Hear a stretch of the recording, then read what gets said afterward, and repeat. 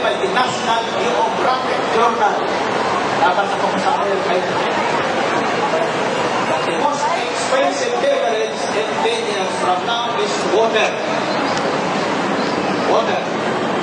Ayon sa kanilang pag-aaral, dahil po sa malaking dam na ginawa sa China, tinatawag Three Gorges Dam, pagkapuno po ang dam na yun, ang earth axis, or axis ng mundo, ay tatagilid ng 1 inch.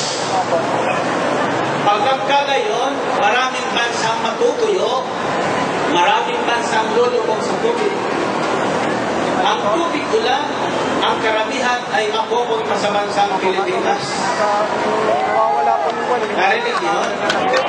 Kung iyan po ay ating iimbakin sa pamagitan ng dam, dati ang panahon na hindi natin kailangan mag-import ng fuel, crudo, at mag-export pa tayo ng tubig inumin. We just don't realize that, but God is blessing this country with sufficient water. Subalit kahit sa ating kulangan, sa halip na pagtunan, ito ating mababatas kung paano iimpakin ang tubig ulan para sa ating kapakanan, ang pinagtutunan taon-taon itong RH bill. Bakit? Wala silang solusyon sa pagbibigay ng trabaho at pagkain sa mga taong tumadami raw. Eh, bakit po ang China? Bilyon-bilyon po ang kanilang populasyon. Subalit sila po na ngayon ang malapit at maunahan ng Amerika sa ekonomiya. At ang Amerika ay may utang na po sa China. Human resource is power. The human resource of this country is our basic power. It is our basic wealth. Makinig po kayo, hindi po masama ang tayo ay magtrabaho sa ibang bansa. Marami po naririnig na masama daw, maraming politiko nangangako pagdating ng panahon, wala nang pupunta sa ibang bansa at dito na lang. Hindi po totoo yan. Huwag tayo maniniwala dyan. Why? Because Philippine labor and Philippine professionals such as doctors, nurses, engineers, etc. will be the prime import of Europe, USA, Canada, and Australia and Japan. So ang kailangan po natin ay pag-aralan ang ating educational system para yung tamang kurso ang siyang ituro sa mga tao nang sa gayon magkaroon tayo ng lahat ng trabaho, di man dito sa ating bansa, sa ibang bansa. Ang bumubuhay ng ating ekonomiya ay ang tinatawag nilang makatulong. Subalit kung po kayo mahirap kasalitang katulong, sapagkat mahalaga po sa Diyos ang katulong. Nilikha ang babae ng Diyos para maging katulong ng lalaki.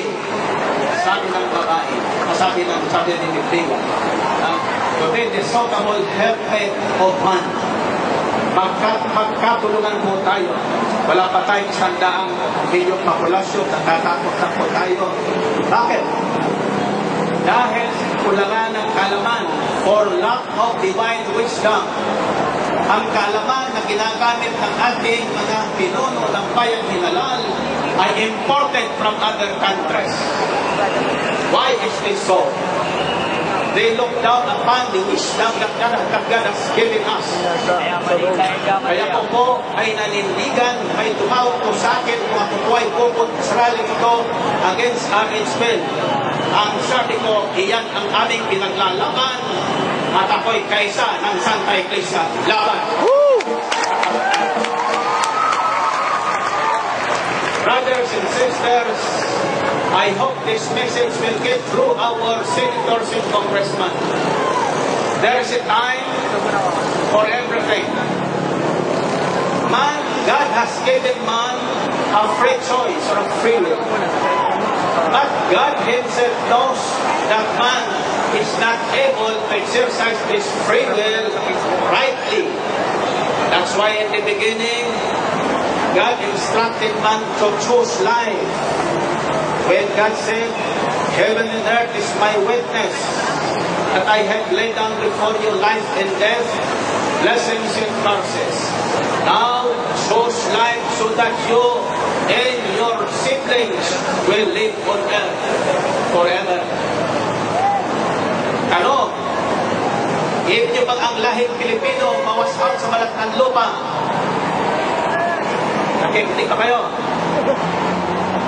Ang tanong ko po, ibig nyo bang ang lahing Pilipino ay mawasak sa balat ng lupa? Hindi. Yung hindi sumagot ng hindi, walang alam. Excuse me. Saya sanay po, pag sinabi mo, sumasagot. Sigaw kayong ine. Hallelujah. Say no to arrangement. No. And today, let us declare power, power, power against the RHB. Power. Ulitin nyo. Power, power, power against the RHB. Power. Power against the RHB. And this power is nothing but our faith. This is the power that I possess. This is the power that Catholics should possess. Faith in our Almighty God, the source of life. He is life himself. The breath, the airway breath is life. It is for free.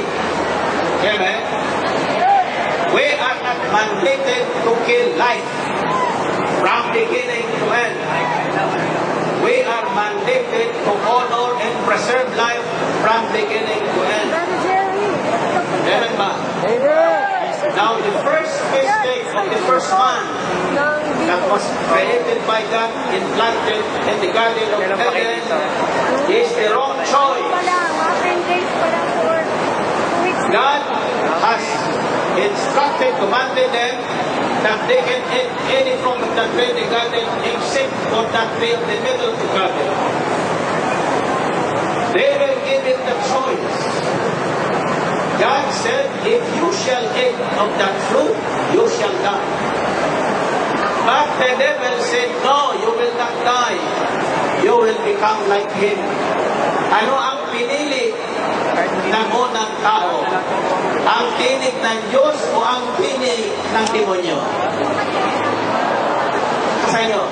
Demonyo. Ulitin nyo. Demonyo. Tatanungin ko kayo ngayon.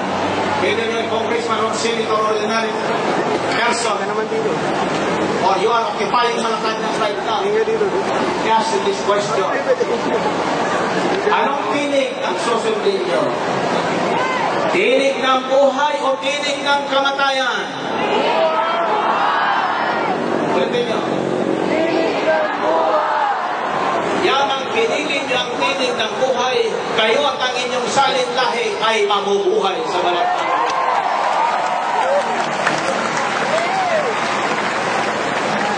So tonight, lahat po tayo, huwag magkamali.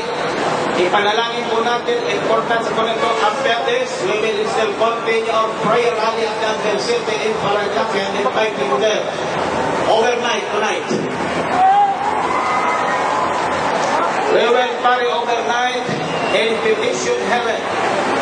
Because the scripture says, if you shall worship the Lord your God, He will bless your food and water. You shall not lack food. You shall not lack water. And He shall remove from among us all kinds of sicknesses. The choice is yours.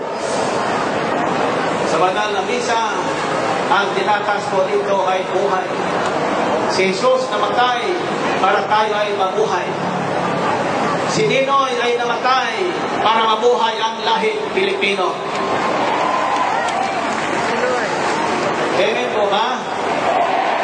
Dalangin natin na huwag magkamali ng pamimili ang ating mga senador at kongresista sa panahon ng pagbubutuhan tungkol sa batas na ito.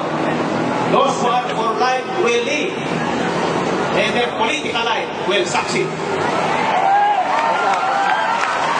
Those who will vote for at its will, alam nyo na ang mangyayari sa kanila. Amen? Amen. R.I.P. Thank you and God bless you. Woo!